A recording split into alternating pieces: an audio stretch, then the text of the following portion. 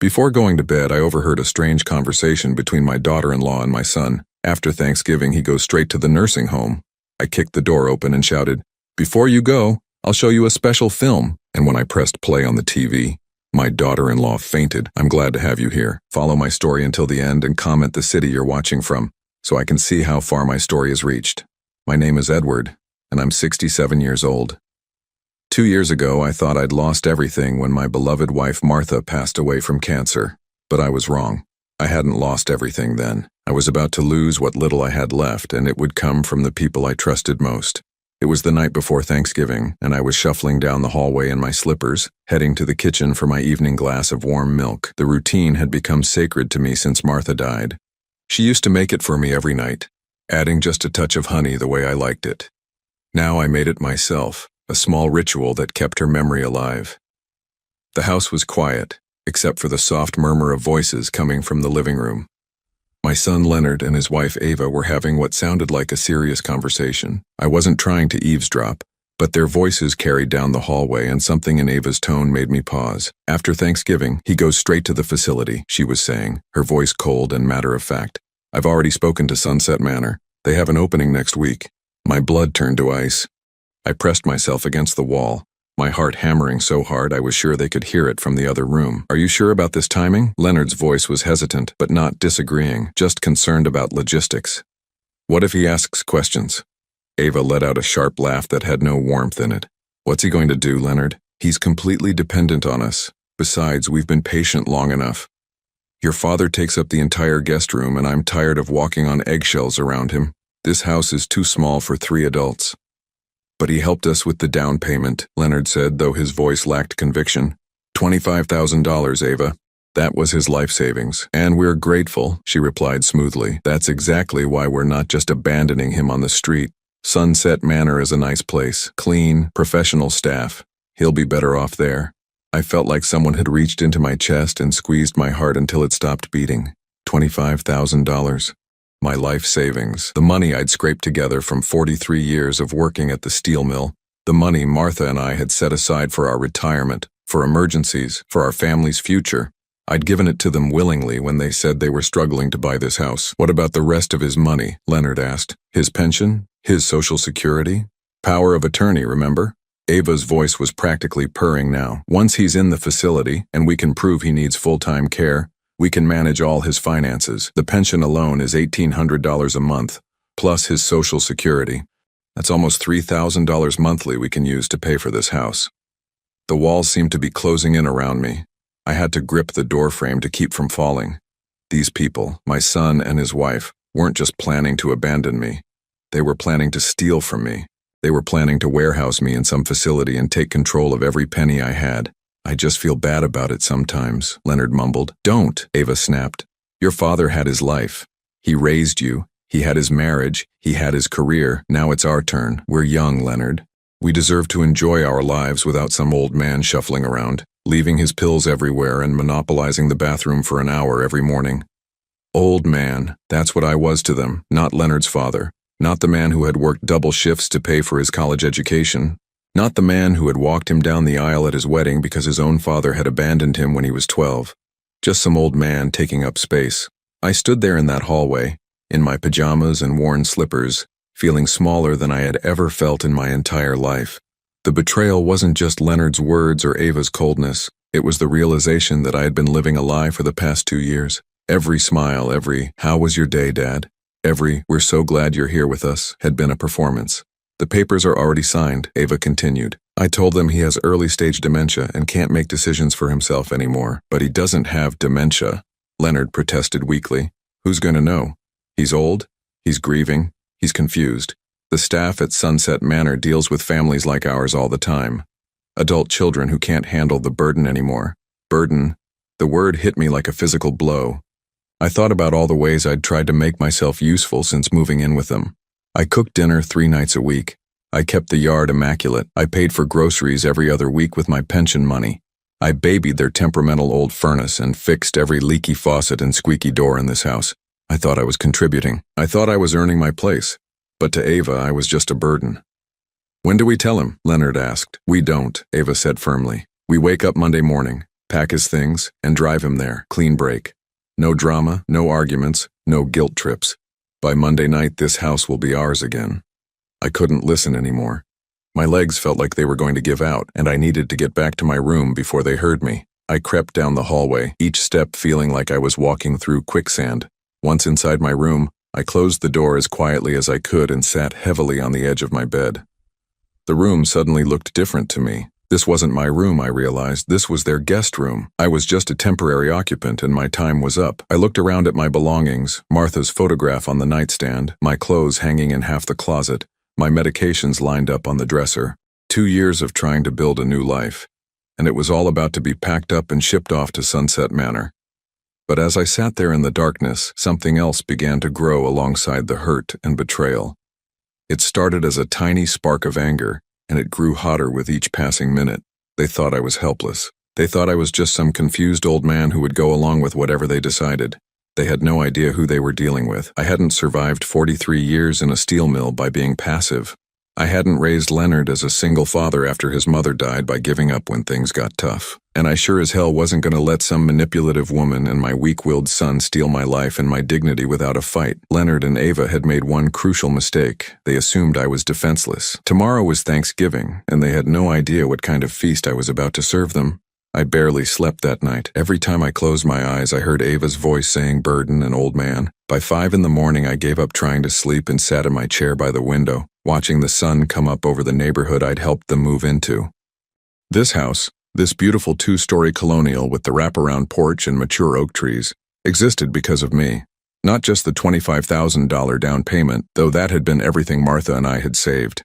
I'd also spent countless weekends here over the past 2 years fixing, improving, maintaining. I'd replaced the entire plumbing in the upstairs bathroom. I'd rewired the kitchen when the old electrical work started throwing sparks. I'd painted every room except their master bedroom.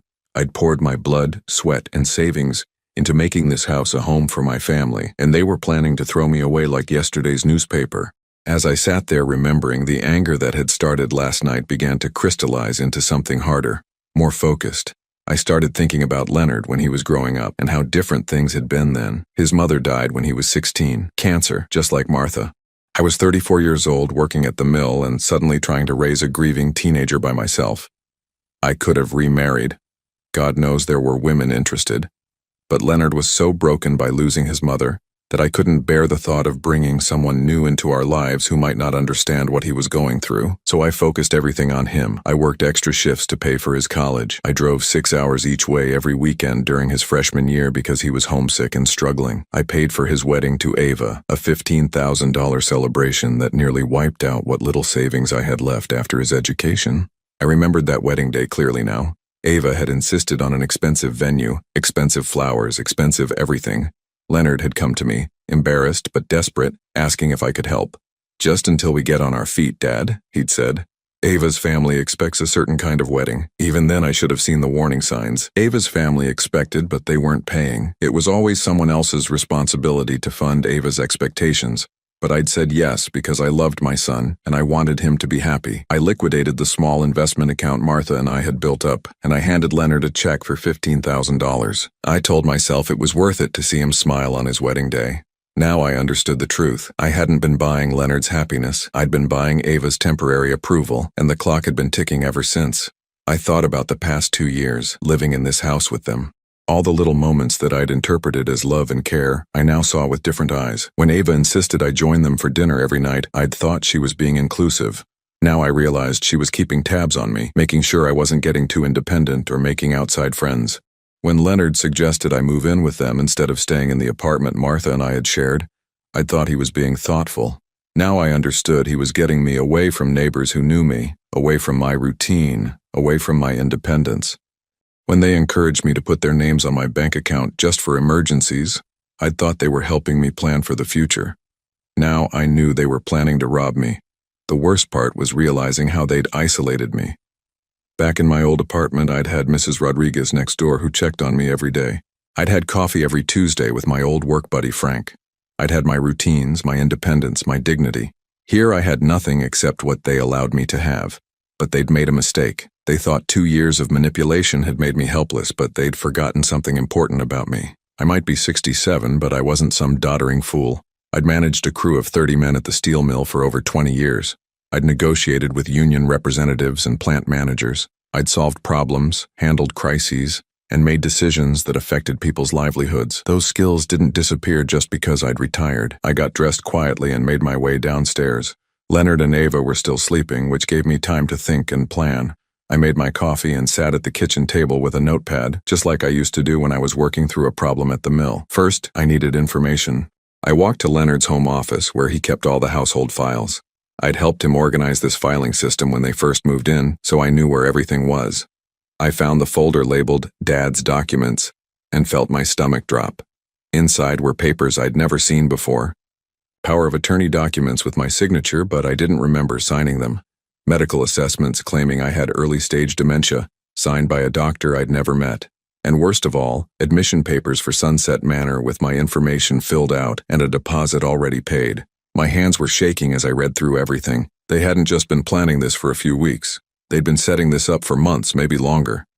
Every time Ava had suggested I see a new doctor for my memory issues, she'd been building a paper trail to support their lies. I photographed every document with my phone.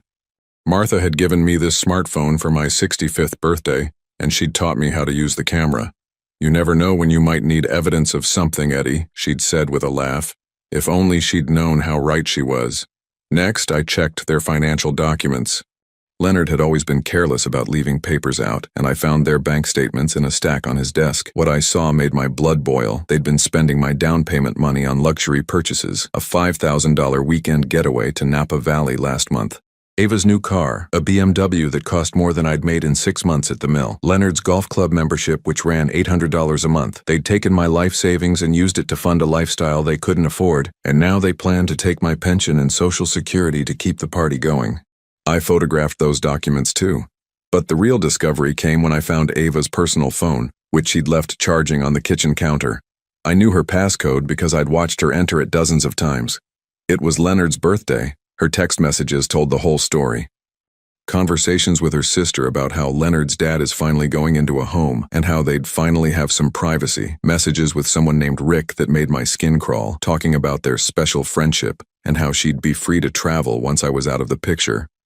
And most damning of all, a conversation with someone at Sunset Manor discussing my behavioral issues and aggressive tendencies that would justify keeping me sedated and isolated. They weren't just planning to steal from me.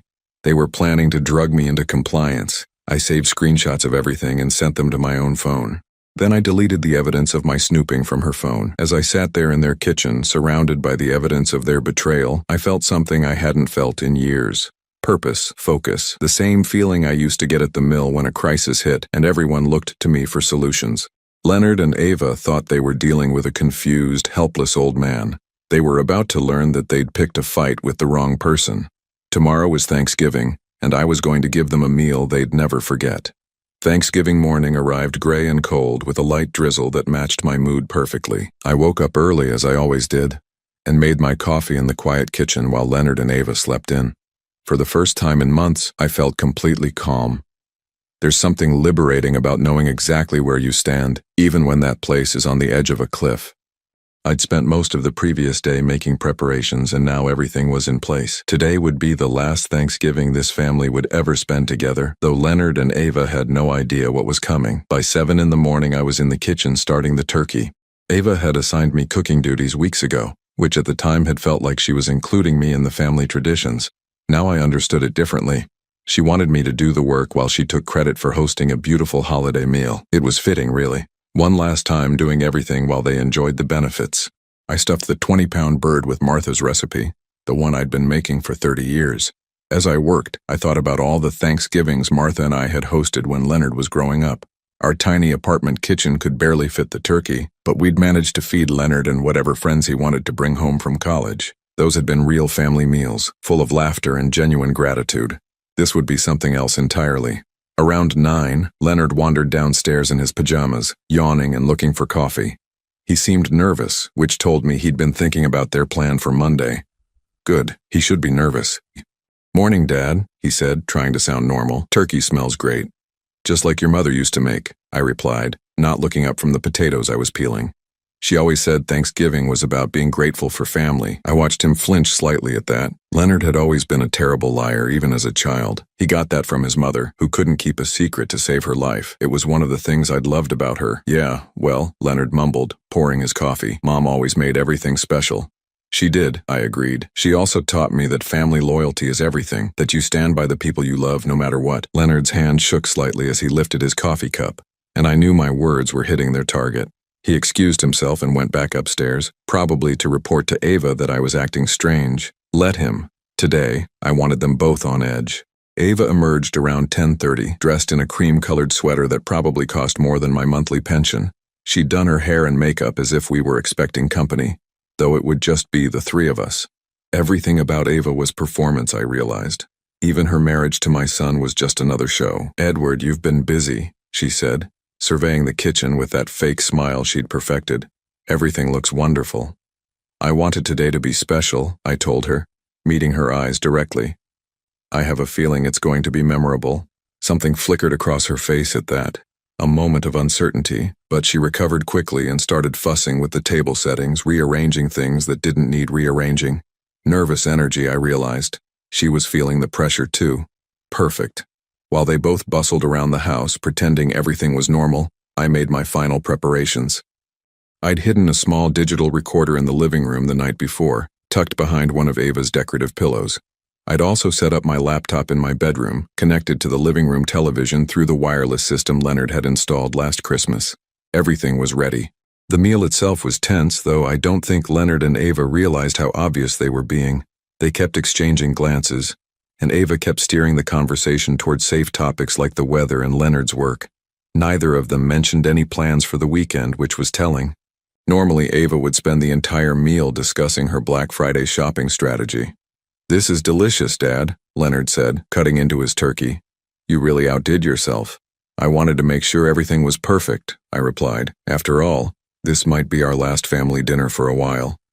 Both of them froze at that. Ava's fork stopped halfway to her mouth, and Leonard's chewing slowed to a stop. "What do you mean?" Ava asked carefully. I shrugged, playing innocent. "Oh, just that the holidays are busy. People get caught up in their own lives. Sometimes families drift apart without even realizing it." "That's not going to happen to us," Leonard said quickly. "We're family. We stick together." The irony of those words, coming from someone who was planning to abandon me in 48 hours, was almost too much to bear. But I kept my expression neutral. "Of course," I said. "Family is everything." After dinner, we moved to the living room for coffee and the pumpkin pie I'd made from scratch. This was it. This was the moment I'd been building toward all day. "You know," I said, settling into my chair with my coffee, "I've been thinking a lot lately about family memories, about the importance of preserving the truth." Ava and Leonard were sitting on the couch together, both looking increasingly uncomfortable. "The truth?" Ava asked. "Well, yes," I said, reaching for the television remote. "Sometimes people remember things differently than they actually happened. That's why I've started keeping better records of important conversations." Leonard's face went pale. "Dad, what are you talking about?" "I think it's better if I just show you," I said, and clicked on the television. The screen came to life, displaying my laptop desktop. I'd spent hours the night before organizing everything into a clear, devastating presentation. The first thing that appeared was a folder labeled Evidence. "What is this?" Ava demanded, but her voice was already shaking. "This," I said calmly, "is the truth about our family." I clicked on the first file, and the audio from their conversation 2 nights ago began to play through the television speakers. Their own voices filled the room, crystal clear and undeniable. "After Thanksgiving, he goes straight to the facility. I've already spoken to Sunset Manor. They have an opening next week." Leonard's coffee cup slipped from his hands and shattered on the hardwood floor. Ava's face drained of all color as she listened to her own voice discussing my behavioral issues and how they planned to drug me into compliance. "Turn it off," she whispered. "Oh, but we're just getting started," I said, and clicked to the next file. This time it was screenshots of their text messages blown up large enough to read easily. Ava's conversations with her sister about getting rid of the old man. Her messages with Rick about their affair and her plans to travel once I was taken care of. Leonard's emails to Sunset Manor, lying about my mental state and authorizing them to sedate me if I became difficult. "You can't do this," Ava said, but she was swaying in her seat like she might faint. "Actually, I can," I replied. "It's all perfectly legal. These are recordings made in my own home, of conversations about my own life. I have every right to document threats against my well-being. I clicked to the next file, their bank statements showing how they'd spent my $25,000 down payment on luxuries. The evidence was overwhelming and undeniable. "Dad, please," Leonard began, but I held up my hand. "I'm not finished," I said, and clicked on the final file. This one was a video I'd recorded that morning. Sitting in this very chair, it showed me, calm and clearly competent, explaining exactly what Leonard and Ava had planned to do to me. I detailed their lies about my mental state, their plans to steal my pension and Social Security, and their intention to have me drugged in a nursing home. "This video," I said as my recorded image spoke on the screen, "along with all the other evidence, has been sent to my lawyer, to the police, and to the State Attorney General's office for elder abuse investigation." That's when Ava finally broke. She let out a strangled cry and pitched forward off the couch, hitting the floor in a dead faint. Leonard scrambled to catch her, but he was too late. I looked down at them both, him kneeling on the floor trying to revive his unconscious wife, her lying there like a broken doll, and felt nothing but cold satisfaction. "The funny thing is," I said conversationally as Leonard patted Ava's face trying to wake her up, "I really was planning to go along with whatever you decided. I thought maybe you knew something I didn't about what was best for me." Leonard looked up at me with tears in his eyes. "Dad, I'm sorry. I'm so sorry. We can fix this." I shook my head. "No, son. Some things can't be fixed, but they can be paid for." As Ava began to stir on the floor, moaning softly, I stood up and walked toward my bedroom. I had phone calls to make and arrangements to finalize. The real Thanksgiving feast was about to begin. The silence that followed was deafening. Ava lay on the living room floor, Leonard kneeling beside her with a wet cloth he'd grabbed from the kitchen. She was conscious now, but barely coherent, mumbling something about lawyers and mistakes. Her perfect Thanksgiving outfit was wrinkled and stained with spilled coffee, and her carefully styled hair hung in her face like wet strings. I remained standing by the television, the remote still in my hand, watching them both with the detached calm of someone who had finally stopped pretending everything was fine. "Help me get her to the couch," Leonard pleaded, but I didn't move. "She'll be fine," I said. "Shock wears off quickly, trust me, I know."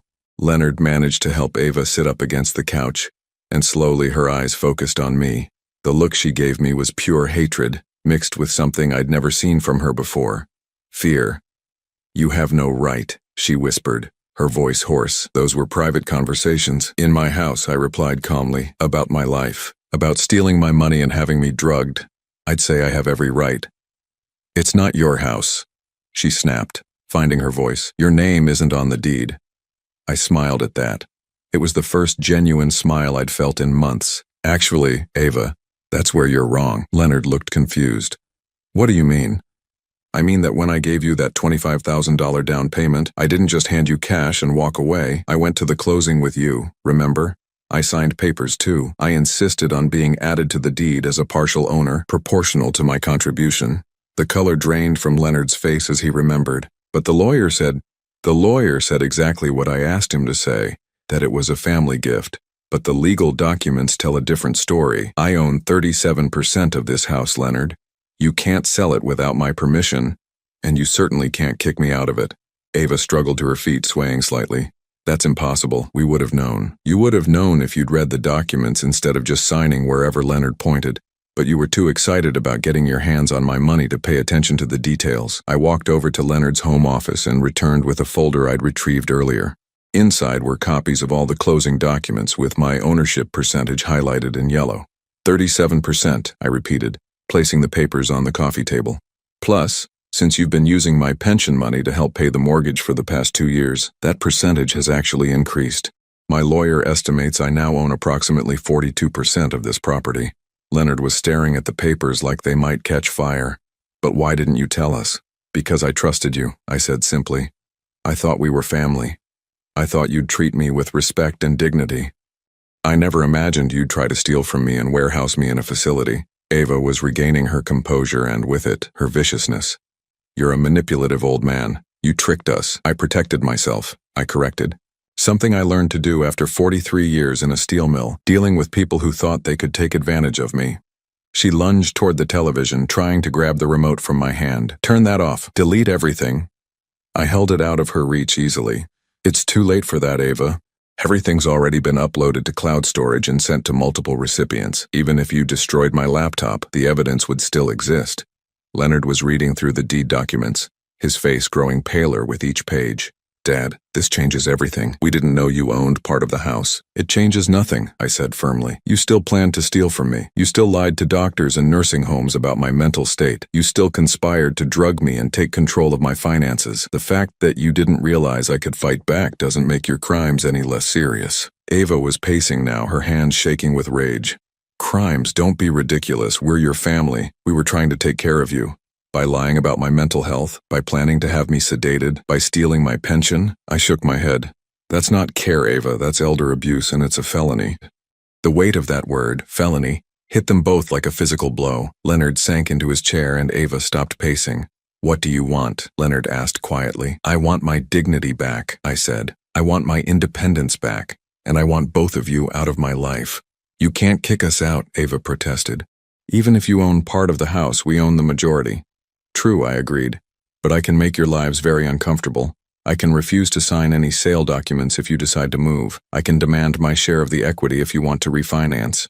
I can invite friends over whenever I want, since this is my home too. I can play my music as loud as I want, cook whatever I want, come and go as I please. I paused, letting that sink in. Or, I continued, I can make this very simple for everyone. Leonard looked up hopefully. What do you mean? I mean, I'll sell you my share of the house, fair market value based on a professional appraisal. You can buy me out and I'll disappear from your lives forever. Ava's eyes narrowed. How much? I'd already had the house appraised, of course. I'd been busy over the past 24 hours. The current market value is $380,000. My 42% share comes to $159,600. Leonard choked. We don't have that kind of money. Then you'll need to get a loan. Or sell the house and split the proceeds. Either way, you'll have your freedom and I'll have mine. This is extortion, Ava hissed. No, I said calmly. This is business. You wanted to steal my pension and Social Security to pay for your lifestyle. This way, you get to keep your house, and I get fair compensation for my investment. Everyone wins. Ava was looking desperate now. What about the nursing home? We've already paid the deposit. That's your problem, I replied. You should have asked me before making decisions about my life. Leonard was staring at his hands, finally understanding the full scope of what they'd done. Dad, I'm sorry. I know that doesn't fix anything, but I need you to know that I'm ashamed of what we planned. Are you? I asked. Or are you just sorry you got caught? He looked up at me with tears in his eyes. I'm sorry for all of it. I'm sorry I let Ava convince me that this was the right thing to do. I'm sorry I betrayed you. I'm sorry I forgot everything you taught me about integrity and family loyalty. For a moment, I almost softened. This was my son, the boy I'd raised, the young man I'd sacrificed everything for. But then I remembered his voice on that recording discussing my behavioral issues and agreeing to have me drugged. I appreciate the apology, I said finally. But it doesn't change anything. Trust once broken can't be repaired with words. Ava had been quiet for several minutes, but now she spoke up, her voice cold and calculating. Fine, we'll buy you out, but it will take time to arrange financing. You have 30 days, I said.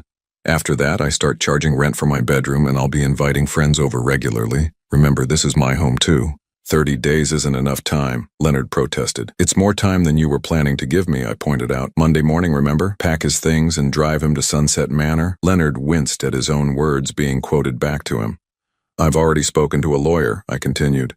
Everything is documented and legal. If you try to force me out or interfere with my daily life in any way, I'll file charges immediately. Elder abuse, financial exploitation, conspiracy to commit fraud. The authorities take these things very seriously these days. Ava was studying me with new eyes as if seeing me for the first time. You planned all of this. I protected myself, I corrected again. Something you should have expected from a man who survived 67 years in this world. The afternoon sun was setting outside, casting long shadows across the living room. What should have been a peaceful Thanksgiving evening felt more like the aftermath of a war. In a way, I suppose it was. I'll be in my room, I announced, standing up. I suggest you two start making some phone calls. Banks, mortgage companies, whatever it takes. The clock is ticking. As I walked toward the hallway, Ava called after me. You'll regret this, Edward. Family is all you have left. I turned back to look at them both, sitting in the wreckage of their schemes and lies. No, Ava, I said quietly. Family is what I thought I had. What I actually had was two people using me until I was no longer useful. The difference is, I finally learned to tell the difference. The last thing I heard as I closed my bedroom door was Ava's voice, sharp and angry. berating Leonard for his stupidity and weakness. Their perfect marriage was already showing cracks under pressure. Good. Let them turn on each other. I had my own future to plan. The next 3 weeks passed in an atmosphere of Cold War. Leonard and Ava moved through the house like ghosts, speaking to me only when absolutely necessary, and conducting their frantic phone calls behind closed doors. I could hear fragments of their conversations, desperate calls to banks, heated arguments about credit scores and loan applications, bitter fights about whose fault this whole mess was. I, meanwhile, had never been more productive. I spent my days reorganizing my life with the methodical precision I'd once used to manage mill operations. I opened a new bank account at a different institution and had my pension and Social Security deposited there directly. I hired a moving company to pack up and store Martha's belongings, things I'd been too sentimental to deal with before. I even bought myself a new car, a reliable Honda that would serve me well in whatever came next. Most importantly, I contacted my old friend Frank, who'd retired from the mill 3 years before me. His wife had passed 6 months ago, and he'd been struggling with loneliness in the big house they'd shared for 42 years. "Eddie," he'd said when I called, "I was just thinking about you. How's life with the kids?" "Complicated," I'd told him. "Actually, that's why I'm calling. How would you feel about getting a roommate?" By the end of that conversation, Frank and I had worked out an arrangement that would benefit us both. He had a 4-bedroom house with no mortgage and too much space for one person. I had a buyout coming that would let me pay my fair share of utilities and groceries while maintaining my independence. We'd known each other for 30 years, fought side by side through union negotiations and plant closures. We understood each other in ways that didn't require explanation. Leonard and Ava, meanwhile, were discovering just how financially precarious their position really was. Without my pension money helping with the mortgage, they were stretched thin. Leonard's salary as a mid-level manager barely covered their basic expenses, and Ava had never held a steady job in the 3 years they'd been married. The luxurious lifestyle they'd built on my money was crumbling fast. On a gray December morning, exactly 26 days after Thanksgiving, Leonard knocked on my bedroom door. "Dad, can we talk?" I opened the door to find him looking haggard and defeated. His clothes were wrinkled, his hair unwashed, and he had the hollow-eyed look of someone who hadn't been sleeping well. "What's on your mind?" I asked, though I had a pretty good idea. "We can't get the loan," he said simply. "Every bank turned us down. Our debt-to-income ratio is too high, and with Ava not working." He trailed off, staring at the floor. I waited, letting the silence stretch. "The thing is," he continued finally, "we called around to some real estate agents. Even if we sold the house after paying off the existing mortgage and the real estate fees, there wouldn't be enough left to pay you your share." "I see," I said calmly. "And what does Ava think about this development?" Leonard's face twisted with something between pain and embarrassment. "Ava thinks we should fight you in court, try to prove that the ownership documents were signed under duress or something." "And what do you think?" He looked up at me with eyes that reminded me of the 16-year-old boy who'd lost his mother all those years ago. "I think I've already lost my father, and fighting you in court won't bring him back." For the first time since Thanksgiving, I felt a flicker of the old affection for my son, but it was immediately tempered by the memory of his voice on that recording, casually discussing how to drug me into compliance. "What are you proposing, Leonard?" "I don't know," he admitted. "I was hoping maybe you had some ideas." I studied his face for a long moment. There was genuine remorse there, I thought, but also desperation. Leonard had always been weak-willed, easily influenced by stronger personalities. First by his grief after his mother died, then by his desire to please Ava, now by his fear of losing everything. "I might have a solution," I said finally, "but you're not going to like it." Hope flickered in his eyes. "What is it?" "Ava has to go." The hope died instantly. "Dad, I can't just—" "She's the problem, Leonard. She's always been the problem. You were a decent man before you married her, and you might be one again after she's gone, but she's my wife. She's a woman who convinced you to betray your own father for money," I said bluntly.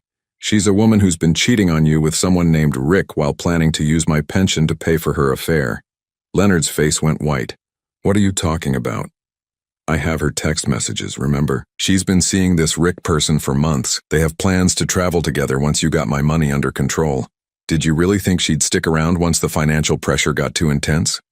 I pulled out my phone and showed him the screenshots I'd saved. Leonard read them in silence, his face cycling through shock, pain, and finally, a cold anger I'd never seen from him before. "She's been planning to leave me," he said quietly. "The moment she got what she wanted." I confirmed. "You were just a means to an end, son. A way to get access to my money in this house." Leonard sank into the chair by my window, holding his head in his hands. I'm such an idiot. You're a man who fell in love with the wrong woman, I said, more gently than I'd spoken to him in weeks. It happens to the best of us. What am I supposed to do now? You divorce her, I said simply. You file for divorce on grounds of adultery, and you use those text messages as evidence. Then you and I work out a new arrangement. Leonard looked up at me suspiciously. What kind of arrangement? I'll forgive the debt in exchange for full ownership of the house, I said. You can continue living here while you get back on your feet, but the house becomes mine. No more pretending we're equals when I'm the one paying the bills. And then what? Then you decide what kind of man you want to be, I said. The kind who honors his commitments and treats his family with respect, or the kind who schemes and lies to get what he wants. Leonard was quiet for a long time, staring out the window at the backyard he'd planned to enjoy while I rotted in a nursing home. She'll fight the divorce, he said finally. Let her try. I have enough evidence of her adultery and her financial abuse to bury her in court. Plus, she has no income and no assets of her own. What's she going to fight with?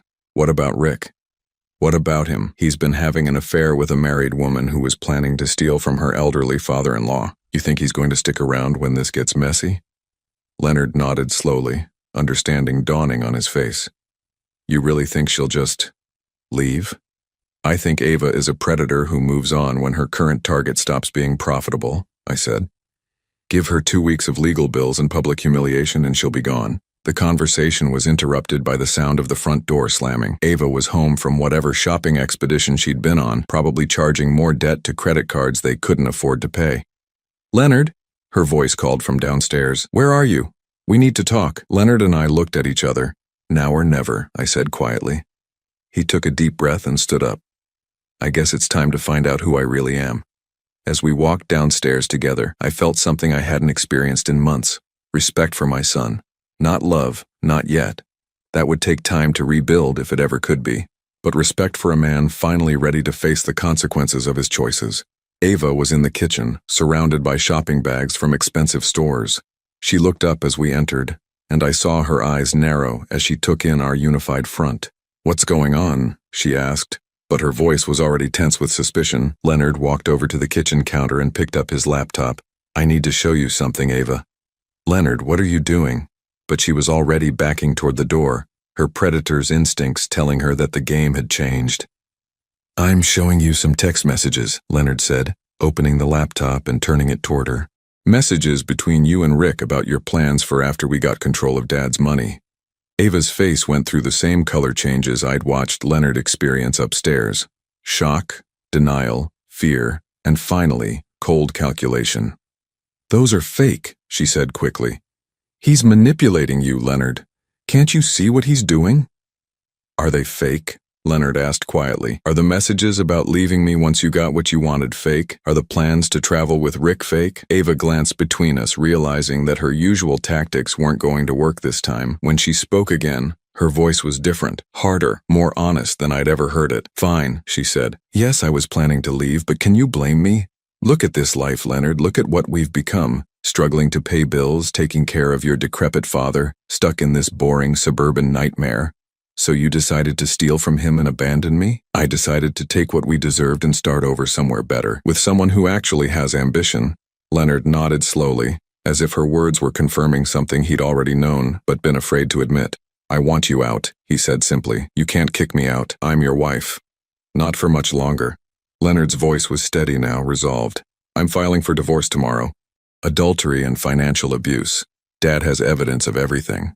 For the first time since I'd known her, Ava looked genuinely afraid. Leonard, please, we can work this out. I'll break it off with Rick. We can go to counseling. It's too late for that. You'll have nothing without me, she said desperately. You'll lose the house, your credit will be ruined, you'll be stuck taking care of your father until he dies. Leonard looked at her for a long moment, then glanced at me. Maybe, he said, but at least I'll be able to look at myself in the mirror. Ava's desperation turned to fury in an instant. You're both pathetic, she snarled. A weak, spineless man and a manipulative old fool. You deserve each other. She stormed out of the kitchen and we could hear her stomping around upstairs, presumably packing. Leonard and I stood there in the silence, listening to drawers slamming and closet doors banging. How do you feel? I asked him. Terrified, he admitted, but also relieved, like I can finally breathe again. Within 2 hours, Ava was gone. She left with 3 suitcases and a stream of threats about what her lawyer would do to us. She also left behind about $15,000 in credit card debt and a car lease she couldn't afford, but she was gone. That evening, Leonard and I sat in the living room where this had all started a month earlier. The atmosphere was completely different now, not warm exactly, but honest in a way it had never been before. "I'm sorry, Dad," Leonard said quietly. "I know I keep saying that, but I need you to know I mean it." "I know you do," I replied. "The question is, what are you going to do about it?" "Whatever it takes," he said, "however long it takes." I nodded. "We'll see." It wasn't forgiveness, not yet, but it was a beginning. 6 months later, I was sitting on Frank's back porch, watching the sunset paint the sky in shades of orange and pink that reminded me of the sunsets Martha and I used to watch from our old apartment balcony.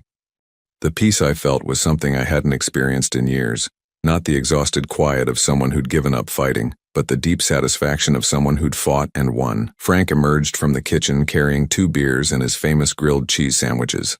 At 71, he moved a little slower than he used to, but retirement had been kind to him. We'd fallen into an easy routine over the past months, 2 old friends who understood the value of companionship without constant conversation. "Any word from Leonard today?" Frank asked, settling into his chair with a grunt. "He called this morning," I said, accepting the beer gratefully. "The divorce is final as of yesterday." "How's he holding up?" "Better than I expected. Ava tried to fight for half the house, but when her lawyers saw the evidence of adultery and financial abuse, they settled quickly. She got nothing except her personal belongings and her debt." Frank chuckled. "Karma's a funny thing, isn't it?" "Sometimes," I agreed. "Leonard's been working 2 jobs to pay off the credit cards she left behind, but he says it feels good to be earning his way honestly again." The truth was, Leonard had surprised me over the past months. Without Ava's influence, he'd reverted to something closer to the man I'd raised. He was working as a manager at a local hardware store during the day and doing freelance bookkeeping in the evenings. It wasn't glamorous work, but it was honest, and he seemed to take pride in it again. He'd also been slowly paying me back for the money they'd stolen, $500 at a time. I didn't need it. My pension and Social Security were more than enough for my modest needs, but I understood that he needed to do it. Some debts weren't really about money. "You know what I heard today?" Frank said, taking a sip of his beer. "Mrs. Patterson from down the street told me that Ava's been calling around the neighborhood, trying to get people to feel sorry for her, claiming you and Leonard conspired against her." "What did Mrs. Patterson tell her?" "That anyone who'd try to put a good man like you in a nursing home against your will deserved whatever she got." Frank grinned. Apparently, Ava didn't like that response. I wasn't surprised that Ava was still trying to play the victim. According to Leonard, she'd moved in with Rick temporarily, but that relationship had soured quickly once Rick realized she came with baggage and no money. Last he'd heard, she was living with her sister in another state, still claiming that everyone had treated her unfairly. Some people never learned to take responsibility for their choices.